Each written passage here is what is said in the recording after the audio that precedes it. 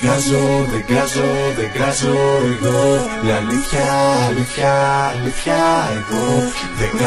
Δεν κράζω εγώ. Λέω αλήθεια μόνο, λέω αλήθεια μόνο. Που το δημοτικό ως το λύκειο περιπέζαμε. I didn't really have any friends.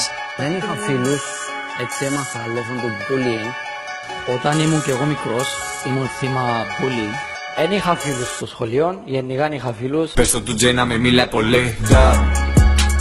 Τα λέει πίσω πλάτα είναι πάλι αδερφή. Πες το του Τζέι να μην μιλάει πολύ. Κλαίει για το bullying, θα σου πω γιατί.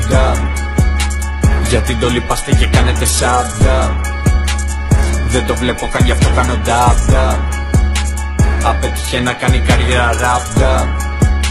Και κάνει το βλάκα για να πάρει sub. Δεν βγαίνει από το σπίτι του στην Αγιανάπα.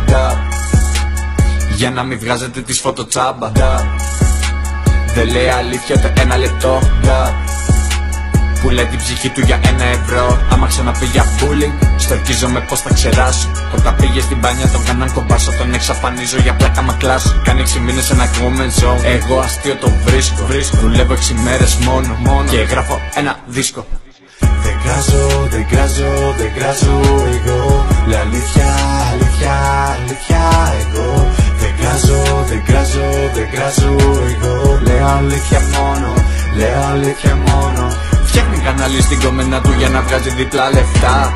Μόλις του πάει 26, αυτός θα είναι 37. Όταν δεν έλεγε για bullying είχε 50.000 sub.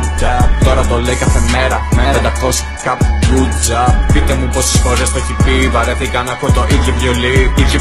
Ίδιο βιολί, διπρόσωπος ψεύτης και αδερφή. Ήμουν θύμα bullying. Πες το του Τζέι να μην μιλάει πολύ.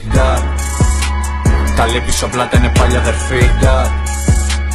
Πες το του Τζέι να μην μιλάει πολύ.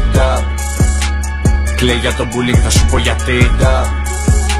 Γιατί το λυπάστε και κάνετε sub. Δεν το βλέπω καν, γι' αυτό κάνω dab. Απέτυχε να κάνει καριέρα rap. Και κάνει το βλάκα για να πάρει sub. Δεν κράζω εγώ. Λέω αλήθεια, αλήθεια, αλήθεια εγώ. Δεν κράζω εγώ. Λέω αλήθεια μόνο, λέω αλήθεια μόνο.